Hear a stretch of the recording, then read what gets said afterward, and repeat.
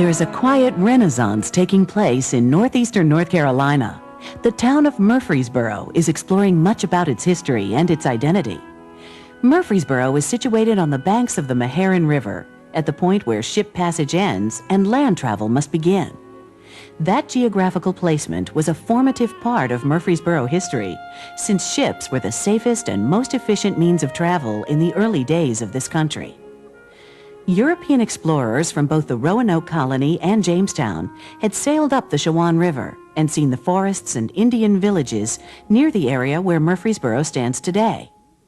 Gradually, over the next 150 years, settlers brought their families and carved out homesteads along the banks of the rivers and creeks that fed Albemarle Sound.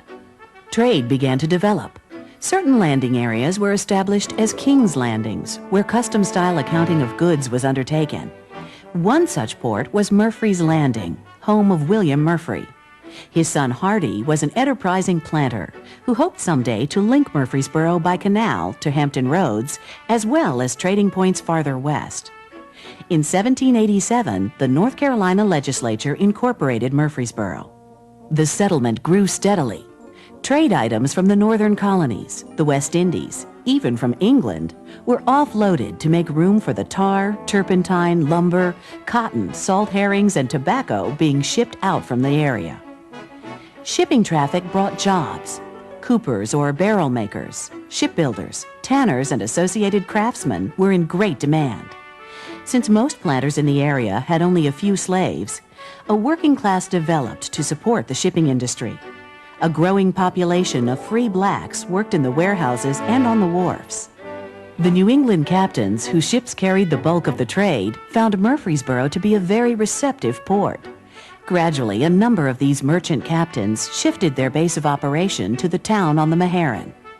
They built homes and businesses, just as they had in New York and Boston. Architecturally, the growing town began to look like one of the New England seaports. Murfreesboro prospered. In a letter dated from 1811, Dr. William Lay Smith relates, "This place contains about 500 inhabitants, 2 public houses, and 10 stores, the most of which employs 2 to 4 clerks. There's the most business done here of any place in North Carolina of its size, and I believe increases the fastest of any. There's 4 times the business done here that there is in Edenton, and not half as large either." At the same time that Murfreesboro was making its mark as a center of commerce, the town began to gain a reputation as a center of learning. The citizens, then as now, believed that quality education was the hallmark of a healthy, thriving community. Academies and institutes, all small and private, flourished throughout the town's early history, earning it the nickname Athens of the South. As long as the Meherrin River remained at the center of Murfreesboro's trade and communication, the town prospered.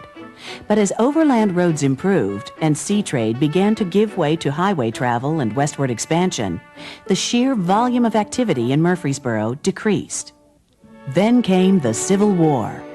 All of the buildings in Murfreesboro survived, but a way of life was gone.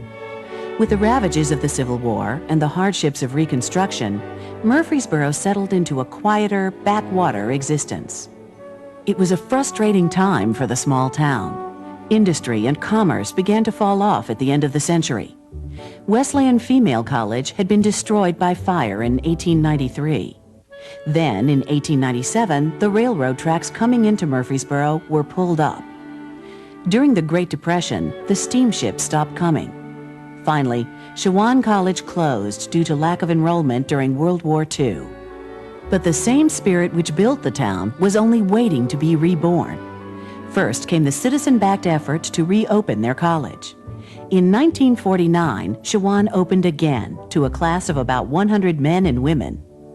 Other indications of a rebirth began to surface. Townspeople saw a renewed agrarian economy based on peanuts, cotton, corn, and tobacco.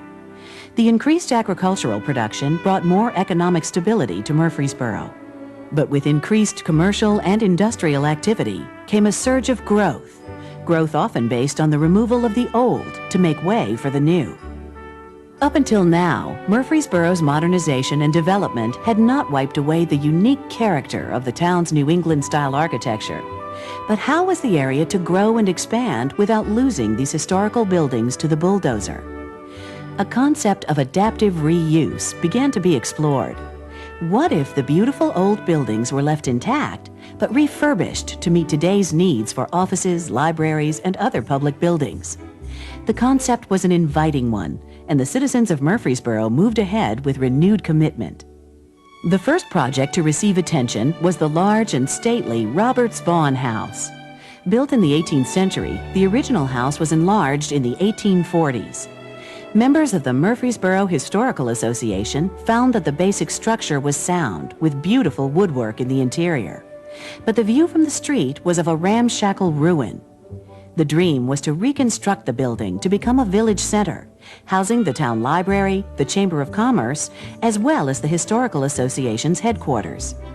The first adaptive reconstruction planning sessions began in the mid-1960s, but it was not until early 1970 that any concrete results were visible. Other projects were undertaken, including the restoration of the earliest brick commercial building in North Carolina, the William Ray Store. This two-story structure serves as a museum where collections display artifacts from the area's early Indian culture, the shipping and trading industry, the agricultural life in 18th and 19th century Murfreesboro, as well as the many different architectural styles represented in the town's historical buildings. One room of the museum features the Gatlin family, complete with interior woodwork from their family home.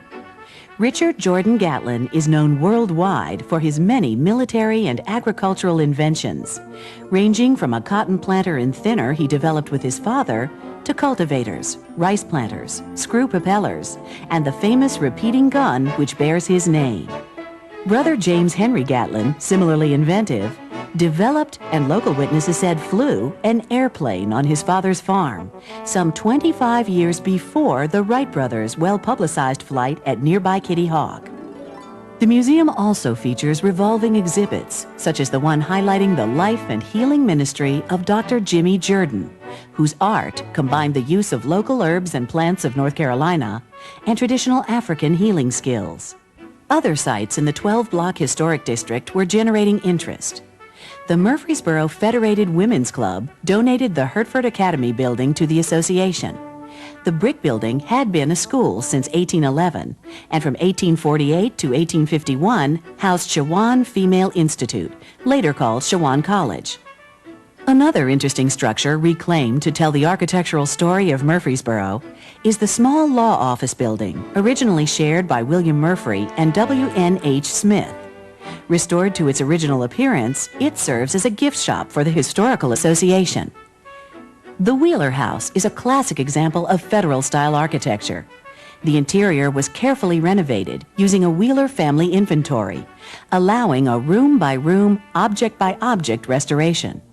When an original scrap of wallpaper was found, the association used it as a sample to commission wallpaper, which is a hand-printed reproduction. A rare brick dependency survives, which functioned as a dining room. An archaeological reconstruction team prepares a brick kitchen as a second outbuilding. The Wheeler House is open to visitors as an educational house museum.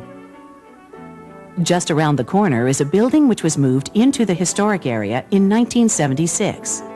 The frame store was built in 1872 and houses the Parker Country Store collection on the first floor and many of the original furnishings from Judge B.B. Winborn's law office on the second floor.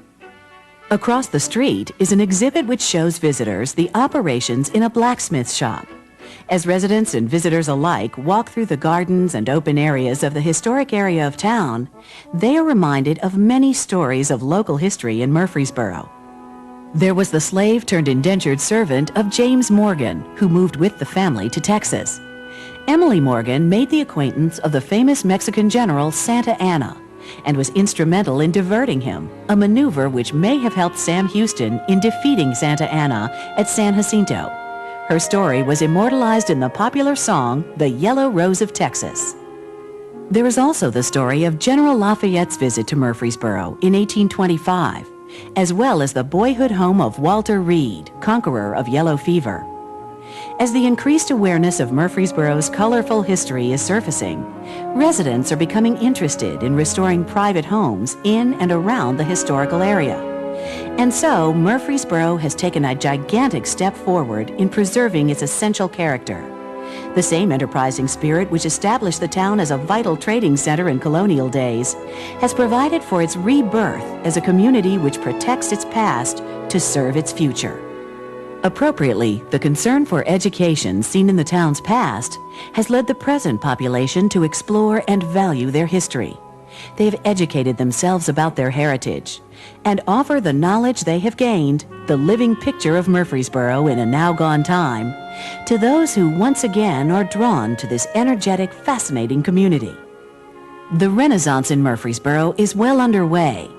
It is a rebirth of the spirit and vitality of the early town, a discovery of the heritage, grace, and promise of the town today.